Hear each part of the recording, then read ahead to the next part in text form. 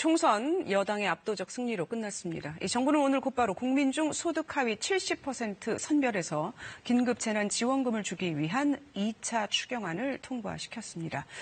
그런데 이제 여당인 민주당은 전 국민에게 당장 다음 달 재난지원금을 지급하겠다 이런 얘기를 계속 하고 있는 상황인데요. 관련해서 제기되고 있는 문제들에 대해서 짚어보겠습니다. LG경제연구원 조영미 연구위원 나오셨습니다. 안녕하세요. 네, 안녕하세요. 자, 우선 이제 정부가 오늘 추경안에서 이제 오늘 추경안은 긴급재난지원금 지급을 위한 추경안이라고 할 수가 있어요. 세 가지 원칙을 간단히 먼저 살펴보겠습니다.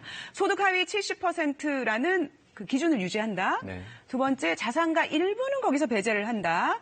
그리고 기존 재원을 활용한다라는 것입니다. 자, 이 두 번째 원칙을 우리가 확인만 하고 가도록 하겠습니다. 자, 소득 하위 70% 중에서 공시지가 15억 원 이상 주택을 보유하거나 12억 5천만 원 이상의 예금을 보유한 사람들은 제외를 한다라는 이제 제외 대상에 대해서 자, 너무 돈 많은 사람도 주면 안 된다라는 것 때문에 저거는 이제 했고요. 자, 다시 우리 아까 그 세 가지 원칙 볼까요? 자, 세 가지 원칙을 다시 보면, 자, 첫 번째 원칙, 소득 하위 70% 유지입니다. 이 민주당은 전국민 지원을 계속 얘기하고 있는데, 정부는 왜 저 원칙을 고집하고 있다고 보시나요? 일단 오늘 정부에서 마련한 두 번째 추경의 내용을 살펴보면, 네. 전 국민 중에서 70%만 이렇게 드리는 것을 전제로 해서 빚을 내지 않는 추경을 짜놓았습니다. 그렇다 보니까 70%보다 많은 분들에게 드리게 되면 정부가 국채 발행을 통해서 금융시장에서 빌린다라든가 빚을 낼 수밖에 없는 상황이고요. 또 다른 중요한 이유는 우리나라뿐만 아니라 이러한 형태의 소득을 지급하는 미국, 캐나다, 호주와 같은 다른 나라들, 그리고 지난주에도 출연해서 말씀을 드렸지만 일본 같은 경우에도 모든 국민들에게 주고 있는 것이 아니라 일정 소득 수준 이하라든가 이번에 타격을 많이 받은 계층에게만 지급하고 있기 때문입니다. 자, 지금 말씀하셨지만 정부가 상당히 이 부채가 늘어나는 부분에 대해서 걱정을 하고 있다는 거예요. 네. 그래서 지금 이제 앞서 말씀하신 그 70% 재원, 7조 6천억 원이 중앙정부 재원인데 그 재원도 지금 이제 기존에 있던 어떤 것들을 뭐 빼고 활용하고 해서 만들어 보겠다. 네. 늘리지 않겠다 이런 거죠. 한번 살펴볼까요? 네. 어떤 안들이 있는지. 자, 세출 삭감, 공자 기금. 자, 나와 있죠? 어떤 것입니까? 이번 지급을 위해서는 사실은 9조 7천억 원이 모두 듭니다. 네. 그런데 지방정부, 지자체에서 2조 1천억 원 정도를 조달을 해라. 그리고 중앙정부에서는 7조 6천억 원을 마련을 해서 지급을 하겠다라고 하는 거죠. 그래서 이렇게 7조 6천억 원을 어떻게 마련할 것인가. 기존에 쓰려고 하던 세출을 줄이고 또는 돌려서 마련하겠다라고 하는 것이 3조 6천억 원이고요. 그리고 공적자금과 같은 이러한 쪽에서 줄이는 게 2조 8천억 원, 나머지가 기금을 쓰는 것입니다. 네. 자, 저 가능할 거라고 보십니까? 네, 가능할 겁니다. 네. 일단 정부가 돈을 안 쓰면 되니까요. 아, 그렇군요. 그런데 저것이 과연 적절한가, 어떤 효과를 낳을 것인가를 사실은 저희가 생각해 볼 필요가 있는데 이렇게 정부가 씀씀이를 줄여서 국민에게 지급을 할 때 기대하는 효과는 이렇게 지급받은 돈을 국민들이 쓰면서 내수 소비가 살아나서 우리 경제 성장률을 끌어올린 효과를 기대를 하는 것이죠. 네. 하지만 지난해나 지지난해 같은 경우에 우리 경기 흐름을 살펴보면 가계의 소비라든가 기업의 투자와 같은 민간 부분의 경제 활동이 지지부진한 가운데에서 정부가 돈을 많이 쓰는 정부 재정 지출이 경제 성장률을 사실은 끌어올려 왔습니다.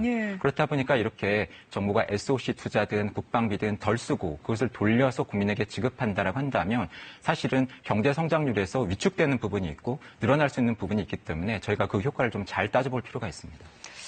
네. 자, 지금 이제 IMF에서 올해 그 세계 경제 전망을 상당히 지금 부정적으로 이제 원래 올린다는 한번 볼까요? 자, IMF 성장률 전망이 14일에 수정된 게 나왔습니다. 그런데 자, 위에 보시는 것들은 1월 달에 원래 전망했던 것이고 아래에 보시는 게 지금 수정한 거예요. 저렇게 마이너스가 많이 일어날 거라고 보는데 한국은 저 마이너스 수치가 뭐 그래도 그렇게 크지는 않다. 이런 얘기를 하고 있기는 합니다만 그렇다고 재정을 이제 좀 막 풀었을 수 있는 여력까지 갈 수 있을까요? 어떻게 보십니까? 저희가 사실은 두 가지를 생각을 해봐야 됩니다. 올해 1월만 하더라도 IMF는 한국 경제 성장률을 올해 2.2%로 전망을 했다가 이번에 올해 마이너스 1.2% 역성장할 것으로 전망을 했는데요. 그렇다고 한다면 사실은 이렇게 경제활동이 위축되는 가운데서 세금이 덜 거칠 겁니다. 개인의 소득세든 기업의 법인세든. 네네. 이렇게 세금이 덜 거치게 되면 사실은 정부가 돈을 쓸 수 있는 여력은 줄어드는데 예. 저희가 코로나로 인해서 향후에 받게 되는 경제적인 타격이 늘어나게 되면 사실은 정부는 더 많은 돈을 써야 되죠. 그렇다 보니까 저희가 생각해야 되는 것은 앞으로 코로나로 인한 타격이 이번으로 그칠 것인가 아니면은 두 번째, 세 번째 사이클을 맞을 수 있을 것인가. 예. 그래서 향후에 코로나가 다시 재발되는 상황도 저희가 생각을 해볼 필요가 있다고 봅니다. 네, 지금 상당히 우려하시는 부분이 부채 부분이에요. 그런데 네. 사실은 우리나라가 아직도 한 40% 선에서 네. 국가 부채 비율이 있기 때문에 그 아래에서 유지되기 때문에 아직 여력이 있다. 그러니까 돈을 지금 필요할 때 써야 된다. 이런 얘기를 하거든요. 그렇게 안 보시는 건가요? 말씀하신 것처럼 GDP와 대비할 때 우리나라의 국가 채무 비율이 40% 정도인 건 맞습니다. 그런데 이것은 다른 이유가 아니고 우리나라 경제가 상대적으로 젊기 때문이죠. 선진국, 특히 복지제도, 연금제도가 발달한 일본, 유로존, 미국과 같은 나라들일수록 이러한 비율이 높고요. 예. 중국은 우리보다도 이 비율이 훨씬 더 낮아서 30%대입니다. 예. 따라서 우리가 복지 지출을 많이 늘리고 있고 향후에 통일에도 대비를 해야 된다고 한다면 이 비율이 지금 낮다고 해서 안심할 수는 없고요. 예. 특히 지금처럼 정부 재정 적자가 빠르게 늘어난다고 한다면 빚도 커질 수밖에 없기 때문에 저 40%의 수준인 이 비율이 앞으로 빠르게 높아질 수 있다고 하는 점에 주목할 필요가 있습니다. 네, 이제 그 부채가 늘어나는 속도 문제도 있고 또 이제 추경을 더해야 될 경우 또 어떤 경우에는 내년에도 코로나가 또 한 번 올 수 있다 이런 그렇죠. 얘기도 있기 때문에 네. 대비를 해야 되는 건 맞는 것 같습니다. 잘 들었습니다. 고맙습니다. 네, 감사합니다.